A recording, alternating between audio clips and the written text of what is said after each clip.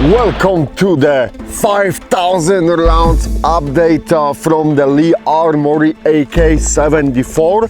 As you can see, the rifle is in one piece, and probably the guys at the Lee Armory are celebrating at this moment, popping up the champagne and everything.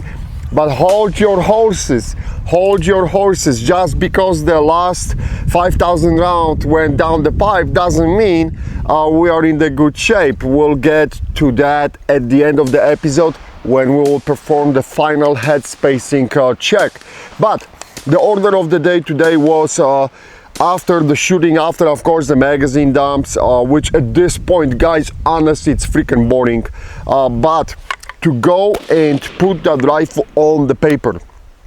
And I did use the Silver Bear ammo 60 grain for it, and as you can see, our combo pack with the optic recon. This is 1-6x fantastic scope, and it works really well on the 545. We got the 545 and 7.62x39 version for those who care. Shameless plug. But anyhow, I did put that rifle on the paper, and with that ammo we scored around 2.5 MOA.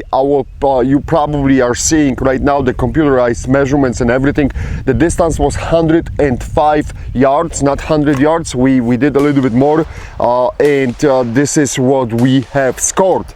Unfortunately, and this breaks my heart, I couldn't really take that rifle to the 500 yards today because we have lost our field because the grass is growing like crazy, and it wasn't harvested yet. So at some point we'll come back and try to put the rifle at the extended range and see what it can do. But at least you can see on the paper it was in that neighborhood of the 2.5 MOA. Nothing spectacular, but honestly this is just like honest group, guys. As I said, I'm not cheating. I put everything, how we shoot, and this is it. If this rifle, I shot it on the paper on a few other occasions, and I will tell you that it can produce the spectacular 3 rounds groups. But when it starts hitting up, and when you shoot a little bit faster especially, that group has a tendency to open up. Still, please remember that this is well within the spec of the 3 MOA rifle, and most of our M4s, you have to remember too, they are 2 to 3 MOA guns. That being said, enough with the bullshit talk. Let's start diving in underneath, and let's see what we got with the inside guts, right? So let me remove the magazine, and guys, please remember the rifle survived all the drops, of course the sand tornado and all those goods. It was a lot of shock to the system on that rifle. Recoil spring is looking perfectly fine, nothing damaged here. One more time, the rifle was purchased from the Copper Customs. Fantastic service, guys. If you're looking for a place to buy a gun, I will highly recommend those guys. They are really cool, and they will support you if something will happen with the warranty or everything. They really have an outstanding customer service. All right, let me pull out the bolt carrier, and this is what was we were talking in the past, especially that rear end of the bolt carrier, and we managed to to squish that bolt carrier with all the rounds and with the trigger hammer. But as I was hoping, I don't see that much of the progression, guys, honestly. And I think so that at this point this thing stopped. So whatever was being shaped by the trigger hammer, it stopped, and at least I'm mistaken. You can compare the pictures from the previous episodes. It deformed, there's no question about it, deformed, but it's not, I don't think so that there is a lot of movement in the last 2,000 rounds on that rear end, and it is what it is. This is basically a case where you got the trigger hammer thicker than, not the thicker, but stronger, harder than the bolt carrier. Inside the channel, no major problems, no nothing, guys, honestly.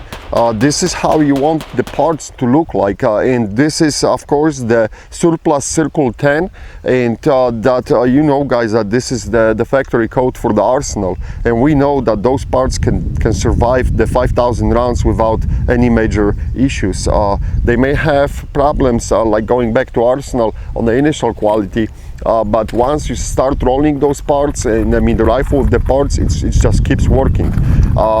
The piston head is looking perfectly fine, and nothing really here.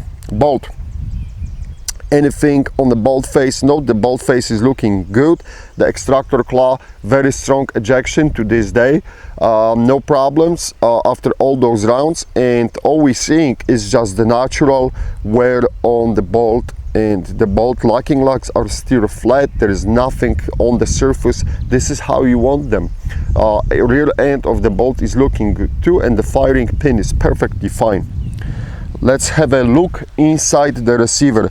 How we're looking on the right side of the trunnion. This is where I noticed that there were some marks being made. I think it was after 3,000 or 4,000 rounds, but I do not see any deformations, so it's just that thing didn't move. And let me touch the surface. Everything is perfectly fine here, and on the opposite side as well.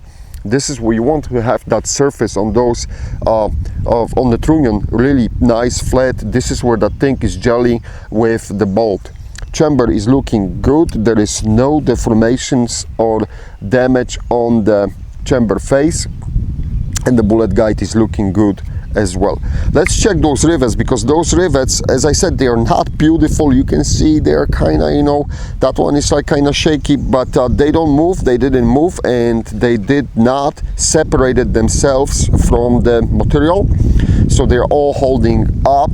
And on the rear trunnion as well.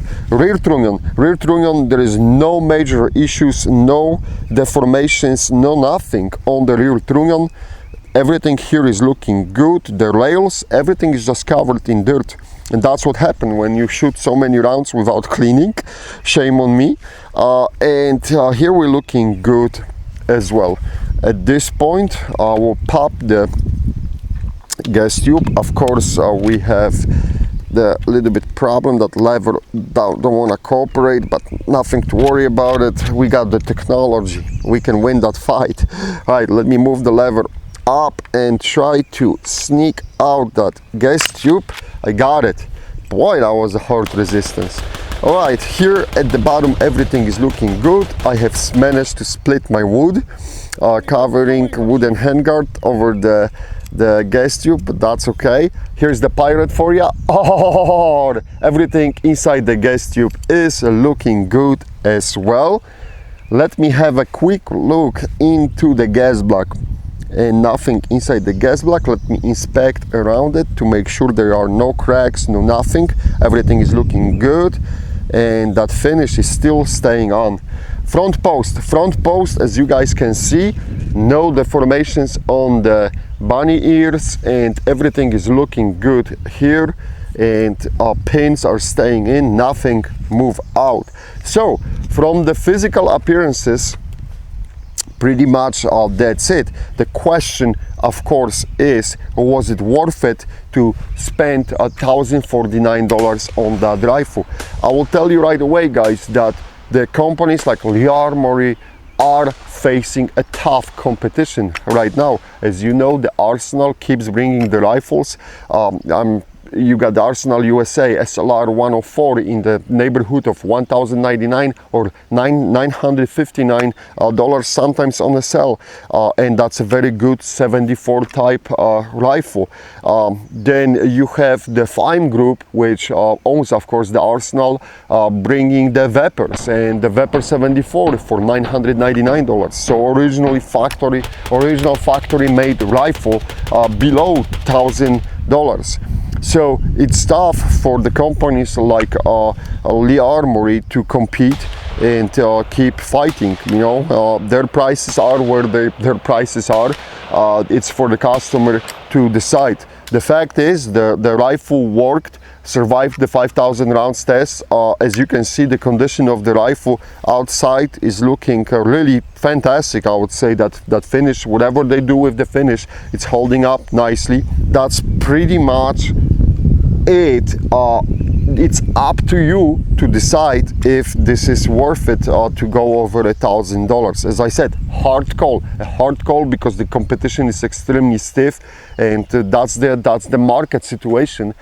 It's changing more to the buyer's market for the in the AK world. Slowly, we are not there yet. We you can see some outstanding deals on ARs. The AKs are still trending a little bit high, but hopefully those prices will continue to fall.